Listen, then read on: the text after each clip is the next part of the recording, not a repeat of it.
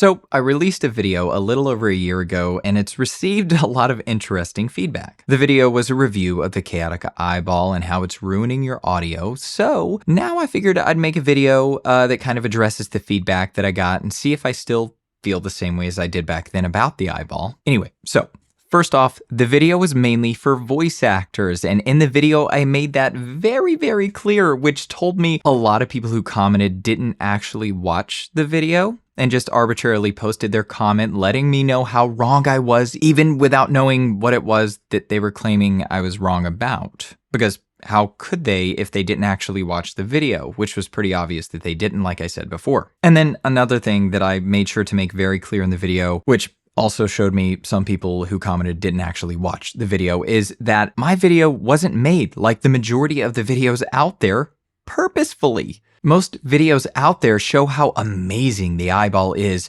at getting rid of reflections in really reflective rooms, which is what it was made to do, but whether intentionally or unintentionally left out the negative effect of what the eyeball was actually doing to your audio when you surround a microphone with it. My video was made to show you exactly what the eyeball was doing to your audio when you use it, not to show you how well the product actually works at killing reflections. That's exactly why I took it into an already well-treated space so you could actually hear the negative effects of the eyeball rather than just being dazzled and surprised by how all the reflections have suddenly just gotten so much better, which is what the majority of people hear, totally missing how the audio all of a sudden sounds muffled, muddy, or boomy, or like you just put a mask over your mouth. Anyway, with all of that out of the way, let's get into some of the comments. Great video, but I have to agree and disagree.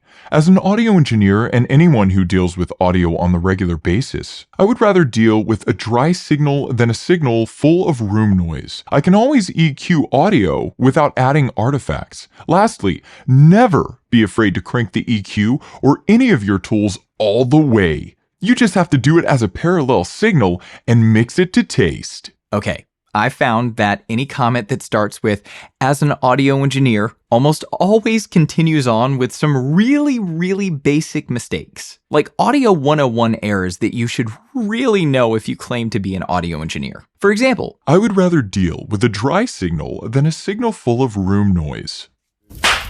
I don't know how many times I've said this on my channel, but it's been quite a few. There's a massive, massive difference between sound treatment and soundproofing. The eyeball was made to alleviate sound treatment issues, not soundproofing issues. So when you say room noise, you've already completely lost me. The eyeball is just really cheap foam. Foam does absolutely nothing to stop noises. Like I said, it was made to sound treat a room, to stop your voice from bouncing all around the room, causing room reflections. And this person absolutely could have just misspoke, so I'll give them the benefit of the doubt here. However, they go on to say, never be afraid to crank the EQ or any of your tools all the way. Okay.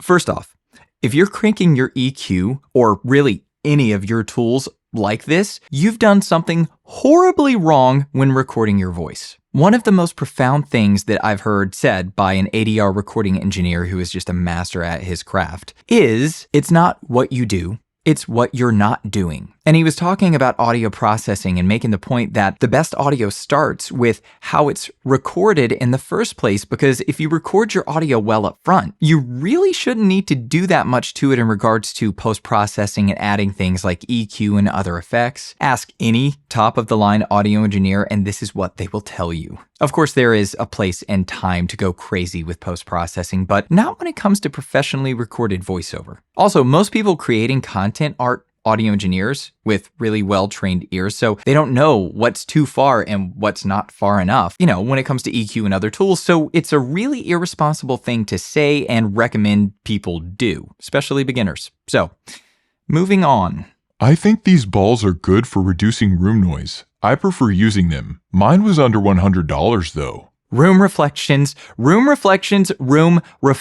Guys, cheap foam doesn't stop sound from getting into your audio. Foam doesn't do that. And this also tells me that this person didn't watch the video, because anyone with a pair of ears can hear exactly what the eyeball did to the audio in the video. I just got this thing and just love it. Goes great with my curtains I have hung up. Yes, and that's about all it's good for. Dude, A, you're using a Neumann in that bathroom. Use an affordable mic and see how much a noise reflection filter helps. B, people with less money than you could choose a bathroom to record in. They may have nowhere else. Don't forget, Paul McCartney himself said, "Everything sounds better in the bog." In other words, if you buy an affordable microphone, it won't sound bad in a bathroom. Why didn't I think of that? And really, that's the argument that you're going to come limping in with. Most of these I just don't comment back to because they're so far off that I'm really not sure if it's just bots, not real people. But here's the thing, just because someone makes YouTube videos doesn't mean they're rich. As a matter of fact, the majority of people that have YouTube channels are either flat out broke, work a full-time or part-time job on the side to pay their bills, or they're in the very, very tiny top percentile that actually make a living solely from YouTube. Guess what? I'm not in that top tiny percentile. If you didn't know, I borrowed that mic and eyeball from a coworker. I don't have money like that. Not to be a jerk, but foaming your walls is a placebo effect also. They're not doing anything. The clothes on the side are doing the sound absorption. Oh man. Dude, just go watch the video that I did all about foam. Link in the description. It clears everything up. You're literally telling me everything that I say in that video, which again tells me you didn't watch that video and probably didn't watch the full eyeball video. Whatever. One thing I've learned for show, don't trust a YT Bowie about engineering sound quality. Safe to safe. You hear ish a bit differently than the cultured. Yeah, I think it's safe to say somebody didn't watch the video. I don't think you gave the eyeball a fair test. I think you're meant to get closer to the eyeball, go right up against the pop filter, and lower the gain of the mic. Even as you talk to the camera, I noticed every time you faced the eyeball, the high end slightly increased. So there's something called proximity effect, and it's when you get closer to a microphone, the bass response is increased, causing the bass of the audio to increase.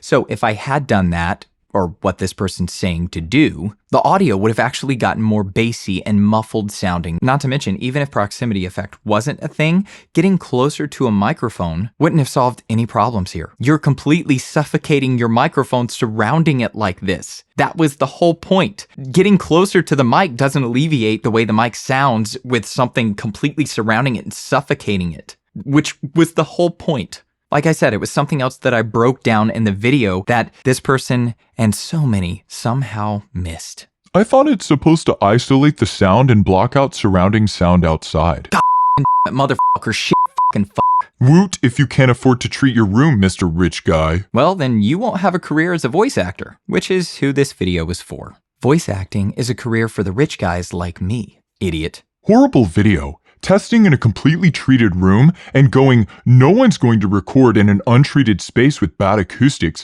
when it's quite literally the point of the product is so ridiculous. Like, for real, WTF, man, we're looking for something to bring to the hotel room, not put in our studios. Again, I made this so very clear in the video. The whole point of testing in a completely treated room is the only way to isolate the recording and hear exactly what the eyeball is doing to the audio. It's the exact point I make in the very beginning of the video. In all the other videos, people are so focused on how the reverb has magically disappeared from the audio that they don't even hear or notice the muffled sound that the eyeball creates with the audio when you surround a microphone with it. The best way to show and hear this is to do exactly what I did in a controlled environment. Look, no matter how offended you might get at things that I say or do, my goal on my channel is to be as honest and transparent as possible and to save you all from making mistakes that I've made or that I've seen other people make or from wasting your hard-earned money. If you're not a voice actor, by all means, you can use this thing if that's what you want to do rather than treating your space. But I mainly made this video for voice actors. Voice actors' audio standards have way stricter guidelines to follow. Using this in voiceover just won't cut it unless you're just doing it for fun and not wanting to make a career out of it, which is totally fine. Like I said in the previous video, at the end of the day, surrounding a microphone like this with anything is ruining the mechanics of the way a microphone was built and made to function. You're literally suffocating the microphone. No matter your opinion or how you feel about the matter, that's just the facts. Now, if you were to come to me and say that you like the way it sounds with the eyeball on the microphone, well, then that's a totally different conversation. That's how you feel, that's what you like, and there's nothing wrong with that. If you like the way it sounds, great. Like I said, nothing wrong with it, but it still doesn't change what the Chaotica eyeball is doing to the microphone and the audio. There's a big difference between how you feel and what's actually happening. In the video, I just wanted to make it as easy as possible to hear what is actually happening to the audio when you use one of these things. And that's exactly what I did. Now, if you don't